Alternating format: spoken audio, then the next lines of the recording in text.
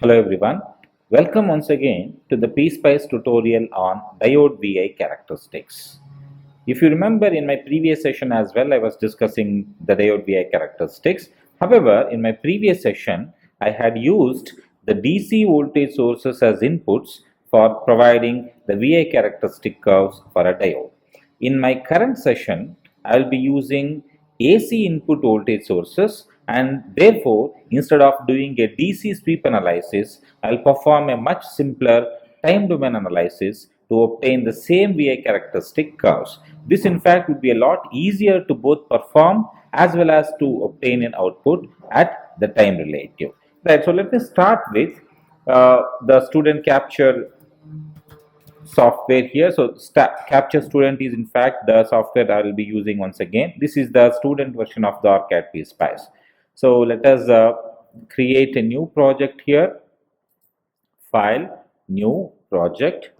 I'll give the project as diode characteristic, but this time, right? So I'll be making sure I'll be selecting analog mixed AD, and let me just store the diode characteristic. This is the project name. In the same folder in where I have stored my previous diode characteristics, which was using the DC sweep.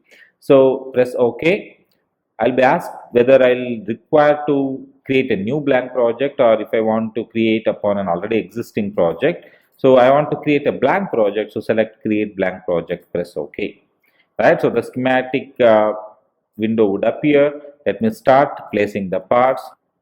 I'm once again going to start with a diode here. So I need to go to click on the first of all the schematic window. So you can now see the place menu option would appear.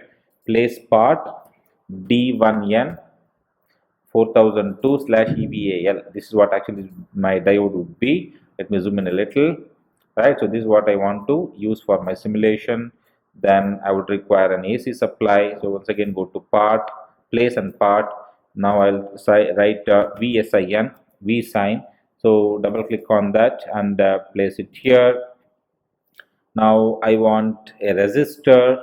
So place part, place and part. Go for R. R analog is there. So you simply select, rotate it once and select right, keep it here.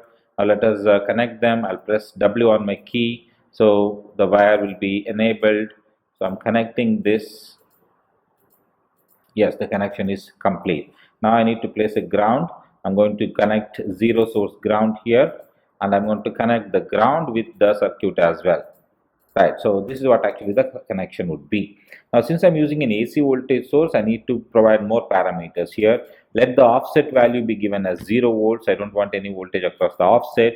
Amplitude, I'll set it as let us say 5 volts. Okay, so this is my amplitude, and frequency I'll keep it to 50 hertz. Right, so I'll write 50 hertz. Right, my circuit is complete. Now I need to create a simulation profile. Go to PSPICE, new simulation profile. Then you need to give the simulation profile as diode, but this time I'll write time analysis. This is my profile name, and I don't want to inherit it from anything else. So simply give the name and create. You can see a new window would appear here. This is actually where I'm going to use my analysis type as time domain. Previous video used the DC sweep, but since I'm going for an AC input voltage, I will be clicking on to the time domain analysis. So select the time domain.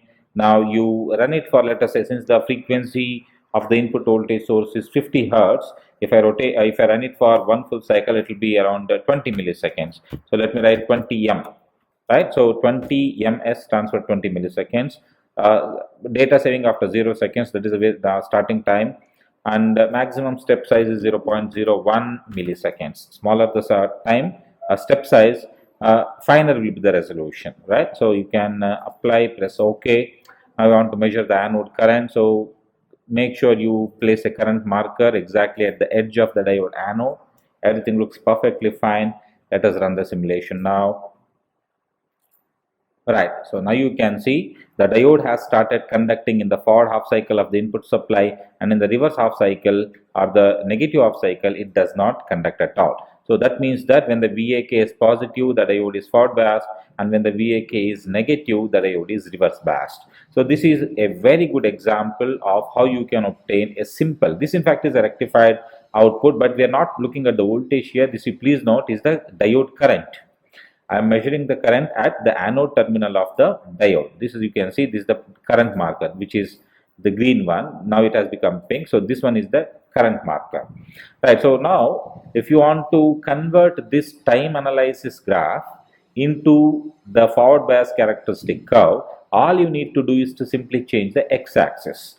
Now the x-axis is what? Time. Y-axis is in fact the current across the diode. So if I change the x-axis to the input voltage, then the waveform is supposed to change automatically to the forward bias characteristic curve. So you go to plot, axis settings, select the x-axis, select the axis variable. Now you need to change it to V1 plus. Now why V1 plus? Because V1 is the name of our supply, right? So this is our voltage one.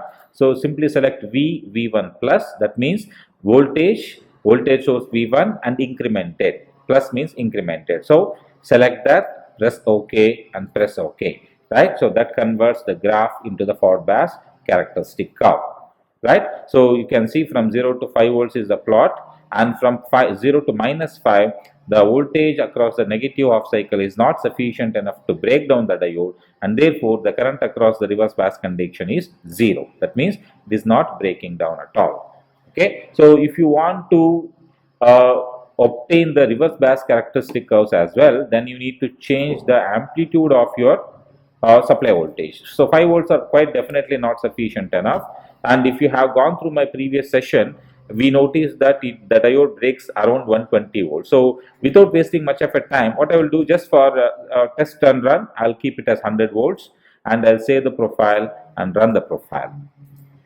Okay, so you see in the negative half cycle of the supply, the current is still absolutely 0. So not sufficient.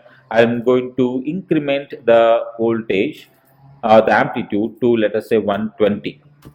Right. So at this particular voltage, I expect the diode to break down at around -120 volt in the reverse bias condition. So save it and run it. And if I obtain any negative current, of course I'm obtaining a negative current. This means that the diode in fact breaks down at around some 120 volts. But the current, the reverse current is quite small. So if you want to increment this, all you need to do is to increment the amplitude of the supply voltage. So I'll make it as 150. Okay, so 150 will create a little bigger curve across the negative half cycle. So you see the curve has now actually become a little bigger, right? So if you want to change this time domain waveform into the VA characteristic curve, once again you need to simply change the x-axis. So go to plot, change, select the axis settings, select the x-axis, select the axis variable and select V1 plus, press OK. Right, so that would immediately convert your time domain analysis into the VA characteristics of a simple PN junction diode. Right, with that I in fact end this session, and in our previous session as well as this session we have demonstrated the VA characteristics of a simple PN junction diode by using both input DC as well as AC voltages. When the input type was DC, we used a DC sweep analysis, and when the input voltage type was AC, we used a time domain analysis to obtain the characteristic curves. Yes, so with that I end this session, and I hope that you found this video informative. Thank you for watching. Have a good day.